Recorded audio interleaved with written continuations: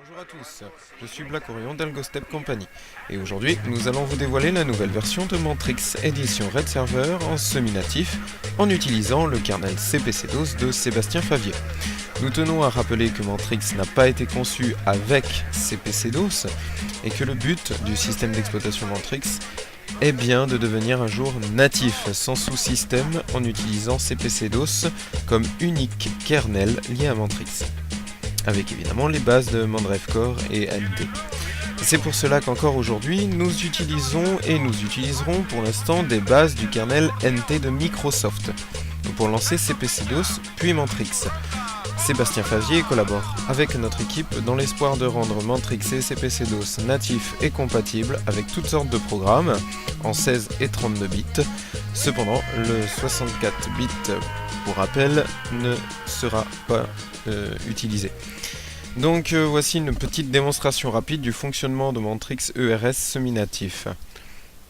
Comme vous le voyez à l'écran, vous avez deux parties. Donc à gauche, c'est ce que je vais vous montrer là, donc le semi-natif Mantrix ERS plus CPC-DOS et NT 5.2. C'est l'équivalent de Windows XP, normalement x64, là on va faire en x86, donc 32 bits. Le principe, c'est tout con, c'est que ici on démarre le NT libre de ReactOS combiné au NT de Microsoft grâce au projet WRK. Ensuite, la grosse faute d'orthographe, démarrage de la base Shell Windows de Microsoft. Donc ça c'est uniquement le bureau, enfin c'est l'interface à l'arrière, donc ce qu'on appelle en -1. Donc en gros il n'y a pas le shell Windows en lui-même n'est pas démarré.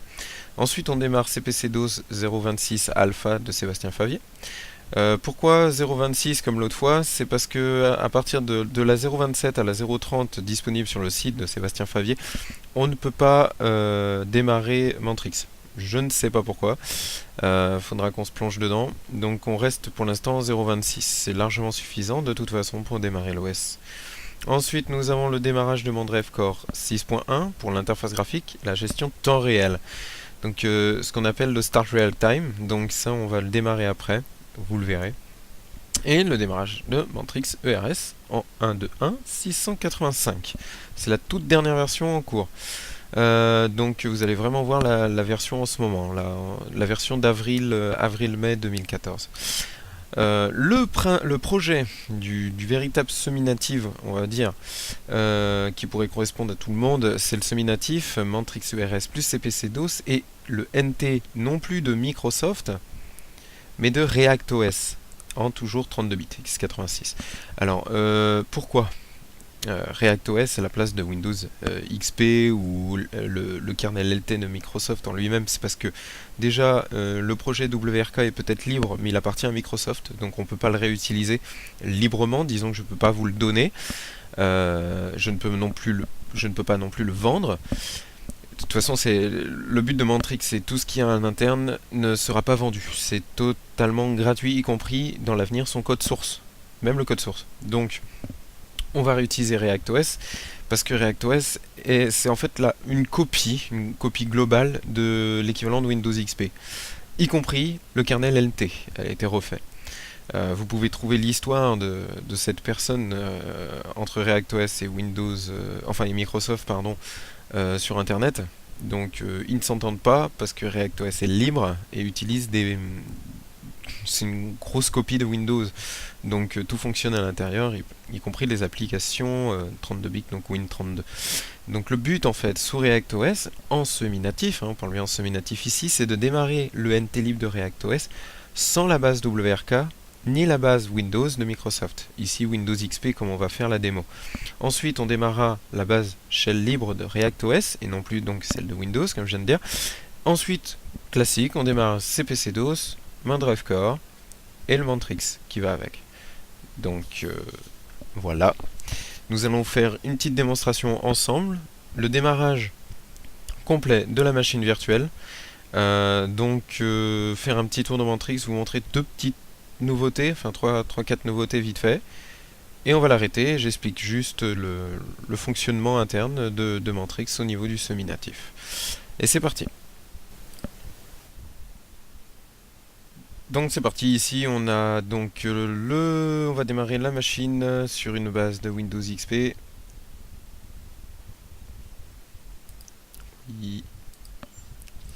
Et c'est parti, le test officiel. C'est le 9e test en semi-natif pour précision quoi.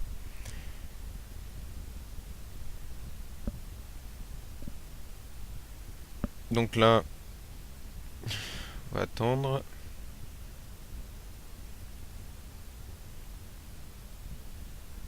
Donc vous voyez les outils installés. Hein.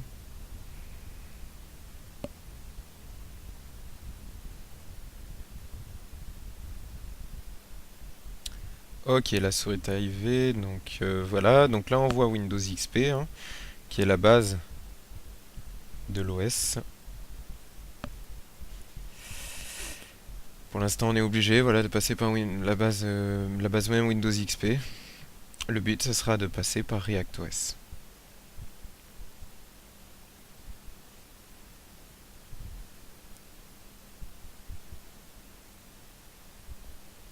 Donc là on attend encore un petit peu parce que vous allez voir qu'il y a un léger problème, enfin ça dépend.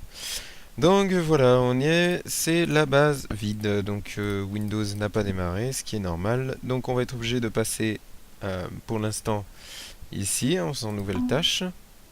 Et donc nous allons mettre Explorer / Force pour avoir le système. Donc la petite présentation.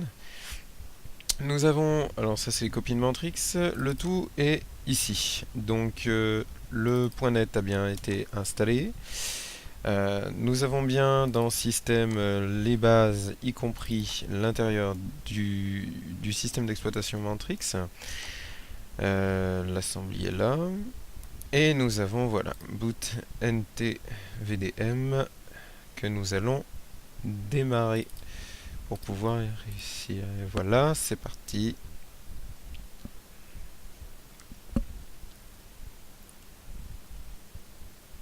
Voilà, donc là on a une interface, ça c'est Mandrive-Core que vous voyez, NTK Basic Shell.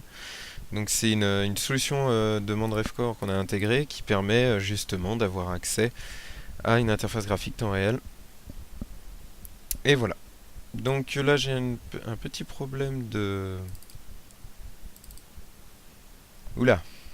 Ok. C'est pas gênant. Ouais, il y a des légers problèmes sur le... Disons que je peux le modifier comme ça.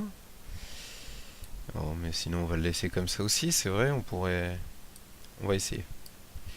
Bon, laissons comme ça. Donc voilà, la toute nouvelle interface de Mantrix édition Red Server. Donc vous l'avez vu, CPC-DOS démarre automatiquement Mantrix. Enfin Mandrive-Core, pardon. Mandrive-Core bascule sur l'interface graphique Shell et permet de démarrer Mantrix.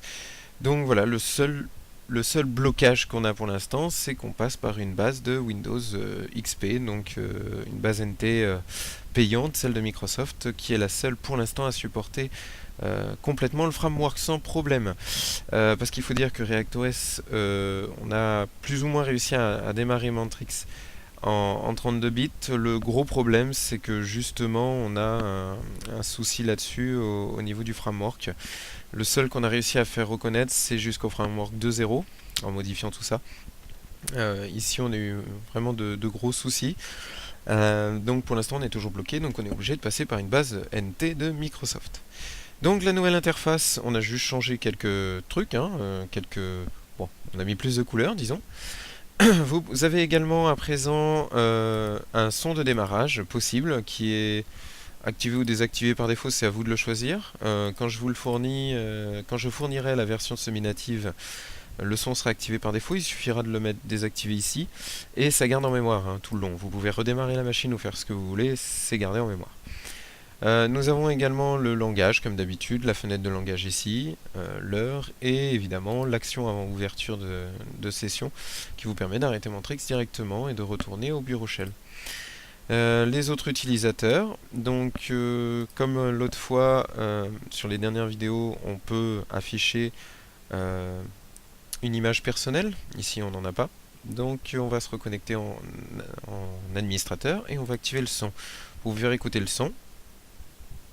Donc juste pour info, ce son a été conçu par Paulien, que je remercie beaucoup, du forum Software Zator, enfin Villeur Software, avec Étienne Baudot, et que je remercie pour son son. Voilà. Donc voilà, Mantrix est démarré. Donc Mantrix, il faut savoir qu'il est adaptable à toutes les résolutions d'écran, hein. Je vous montre pour le test. La dernière fois, on ne pouvait pas le faire, ça plantait, donc ça c'est réparé.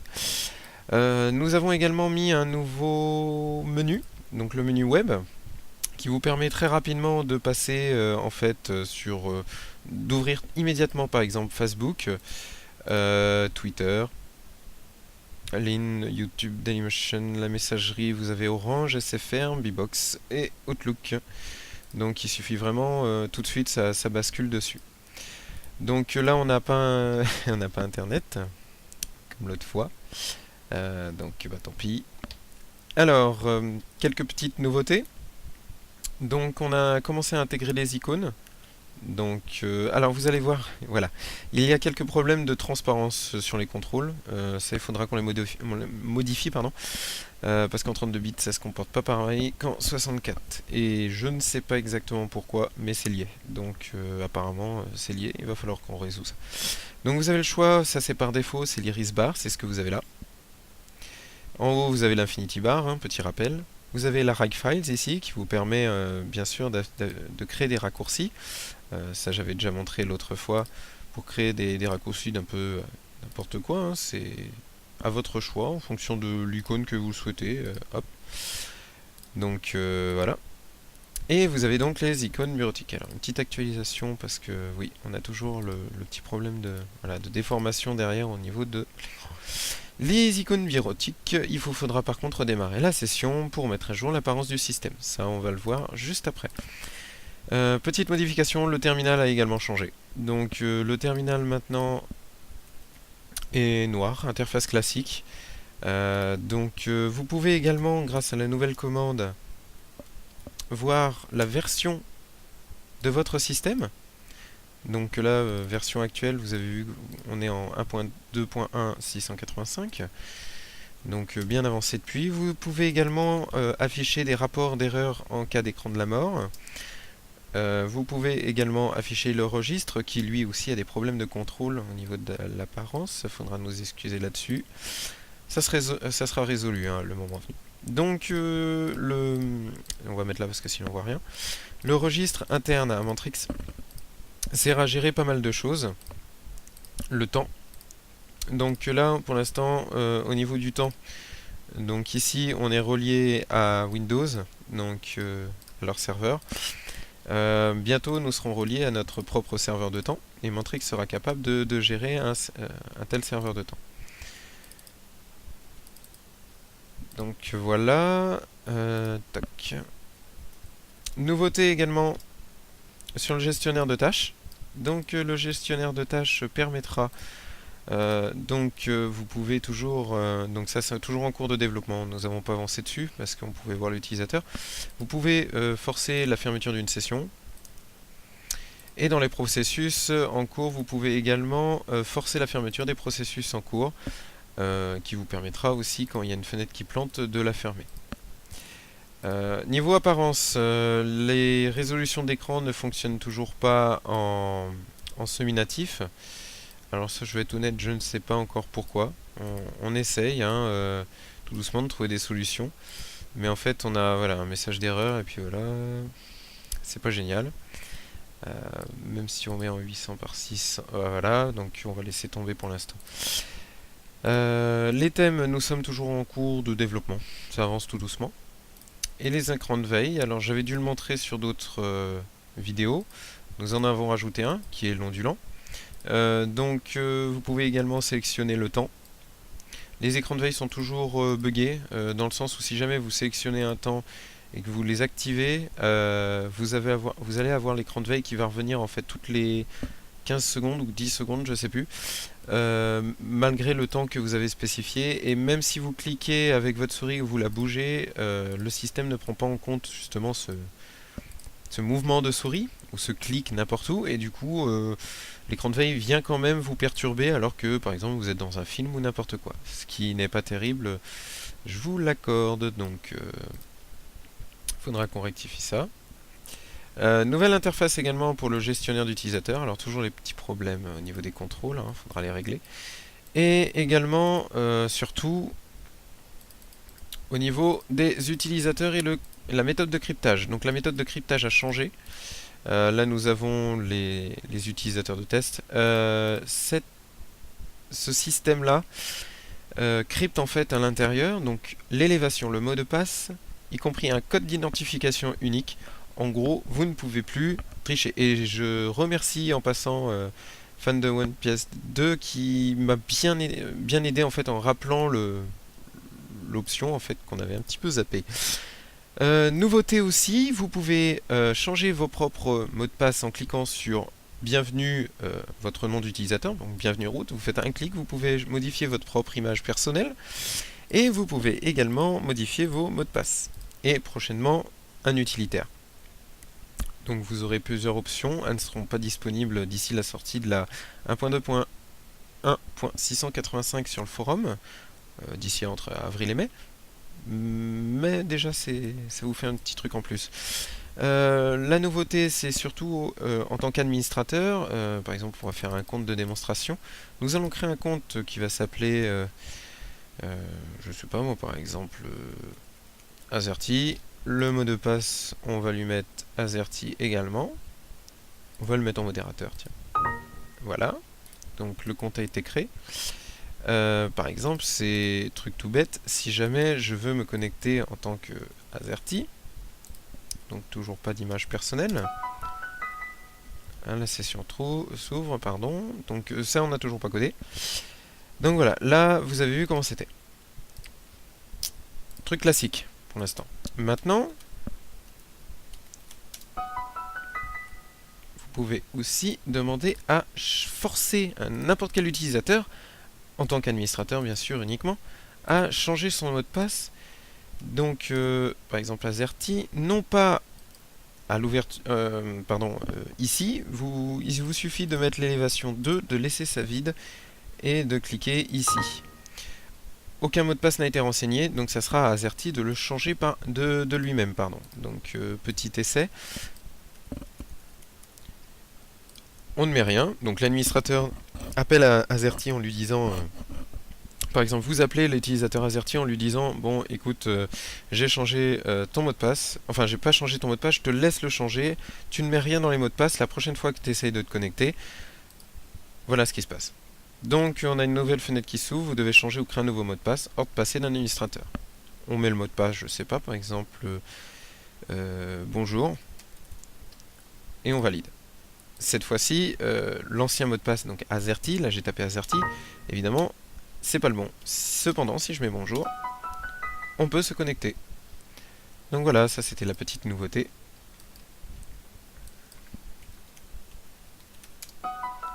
On se reconnecte avec route, pardon. Petite nouveauté également. Les développeurs ayant participé à Mantrix sont disponibles ici. Nouveauté encore, multimédia, nous sommes en train de programmer le mini-paint. Le gestionnaire de jeu, je vous l'avais déjà montré dans la version virtuelle de la 1.2.1.600 ou moins, je ne sais plus. Donc pareil, là il suffit de cliquer dessus une seule fois ou de cliquer dans votre répertoire personnel de jeu pour lancer un jeu vidéo. Nouveauté également, vous avez le Live One qui fonctionne, donc ça je l'avais déjà présenté. Vous pouvez envoyer un message, par exemple Azerty, on envoie un message à Azerty en lui disant bonjour, et on l'envoie, et il sera averti à sa prochaine connexion. Petit exemple, je me connecte avec Azerty, le mot de passe bonjour, et Live One, vous avez un nouveau message. Et le message de route qui dit bonjour, et vous pouvez lui répondre. Nous allons d'ailleurs faire l'essai.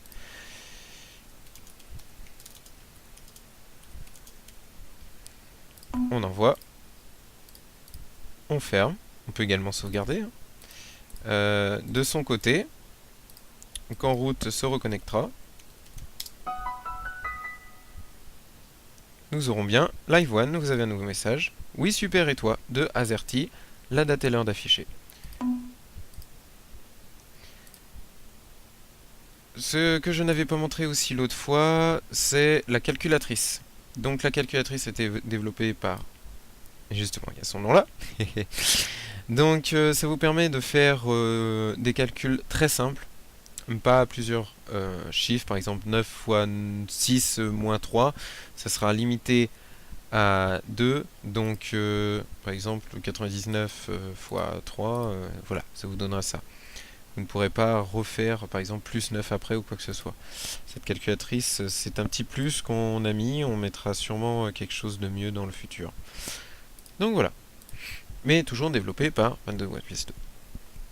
Et bien sûr, pour finir, le chat online public, enfin pour finir, non, presque, qui, alors là évidemment, nous n'avons pas de connexion, mais vous aurez accès à un chat relié à tous les systèmes d'exploitation Mantrix. Donc vous allez pouvoir discuter avec n'importe qui dans le monde qui utilise Mantrix. Attention aux abus, on n'hésitera pas à fermer. Ce chat online, l'idée et la fonction a été créée par Alpha Bravo du forum. Alors, je viens de remarquer que nous avons fait une méga faute ici dans le titre, ça sera corrigé. Hein. Donc voilà. Oui, ici. Alors maintenant, vous ne pouvez plus rajouter d'icônes au niveau de l'iris bar. On a décidé, c'était mieux ainsi, d'enlever cette option. L'explorateur de fichiers est toujours en cours de développement, mais vous pouvez déjà ouvrir quelques fichiers. Hein. Vous avez donc un aperçu ici avec son poids, son extension, la date de création de ce fichier. Par exemple, system.x, donc le 1 représente la version virtuelle. Normalement, c'est un 2 qu'on met ici. Si c'est 2 qui est trouvé par notre cher Mantrix à l'arrêt, si c'est un 2, il arrêtera carrément l'ordinateur. Comme c'est une variable, enfin pardon, c'est une option, un script qui est chargé en variable au démarrage même de Mantrix, même si on met 2 maintenant, en arrêtant le système, ça ne changera pas. Il faut vraiment redémarrer la machine. Donc, bon, il n'y a pas vraiment besoin ici en tout cas. Donc là c'est pareil, hein, ah oui, donc là ça sera pour les développeurs. Vous pourrez évidemment ouvrir tout ce qu'il y a. Donc Mantrix reconnaît ses propres extensions, hein, je leur précise. La résolution de nom fonctionne toujours. Tiens, d'ailleurs, même si on n'a pas internet, normalement on devrait pouvoir avoir notre site web local, ça y a pas de souci. J'avais montré aussi pour les 2 clics sur la barre qui vous permet d'aller beaucoup plus vite maintenant au lieu d'appuyer toujours ici pour agrandir et restaurer. Maintenant 2 clics n'importe où sur cette barre fonctionnera. Vous avez également la fameuse configuration des messages queue en shell que nous avons déjà montré. Donc voilà. Oui, il est vrai qu'on peut également ouvrir des... Alors, on va aller voir par exemple. Logo.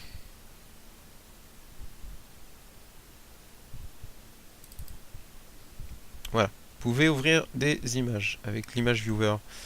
Donc 1.0.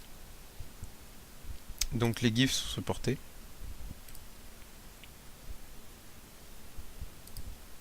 Voilà, voilà. Et la dernière nouveauté, c'est qu'en faisant un clic sur l'iris bar, vous avez la configuration pour le serveur de synchronisation du temps, donc modifier l'heure qui est ici.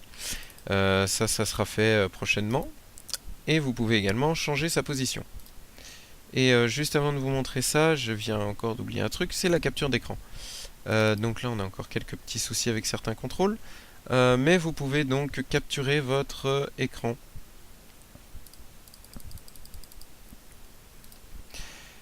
Donc comme je disais, changer la position, haut, bas, gauche, droite, c'est sauvegardé en mémoire. Si par exemple je mets bas, l'iris bar se retrouve en bas. Si je mets haut, évidemment, elle se retrouve en haut. Alors on a quelques petits soucis pour l'instant avec le gauche et droite, parce que au lieu de faire une barre, enfin on a dit à Mantrix de faire une barre particulière, il ne l'a pas sauvegardé, signifie que si je fais gauche, attention aux yeux, voilà. Voilà le petit problème. Donc ça sera résolu dans l'avenir. Et évidemment, les fonds d'écran, à votre choix. Vous pouvez également les centrer, les étirer ou les mettre par défaut. Donc voilà, j'espère que ce petit test de Mantrix ERS semi-natif, ce nouveau, vous a plu. Le verrouillage de session n'a pas changé, en passant. Donc voilà, vous pouvez être tenu informé de toutes les nouveautés sur notre site officiel et venir voir le projet ou même le télécharger en avance par rapport à tout le monde sur le forum de Wheeler Software. Donc là voilà, on est repassé. Ah ah bah tenez, ça tombe bien parce que CPC-DOS a planté. Donc voilà, bon, c'était un essai. Donc voilà, j'espère que ça vous a plu quand même. Et puis on essaiera d'avancer le plus vite possible pour que vous ayez des versions de plus en plus stables, qui avancent de plus en plus. Et je vous dis moi à très bientôt pour le prochain test, normalement prévu, si tout fonctionne bien, sous ReactOS. Toujours en semi-natif, et nous allons commencer le développement de la native. Donc pour l'instant Mantrix reste virtuel, et prochainement on en fera une nouvelle version semi-native et native, enfin la vraie de vraie version dont c'est le but pour Mantrix, quoi, sous CPC-DOS. Donc je remercie une fois de plus le forum, Sébastien Favier pour son aide, toute l'équipe, et vous pouvez donc télécharger Mantrix donc 1.2.1 680 sur le site, et ou la 685 ou supérieure, ça dépend quand vous regarderez cette vidéo. La sortie de la 1.2.1 685 est prévue entre le 20 et le 30 avril 2014.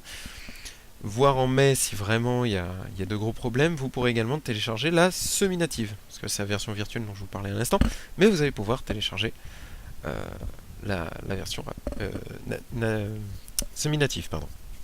Donc voilà, je vous dis à très bientôt, et bonne journée ou soirée à tous. Salut à tous!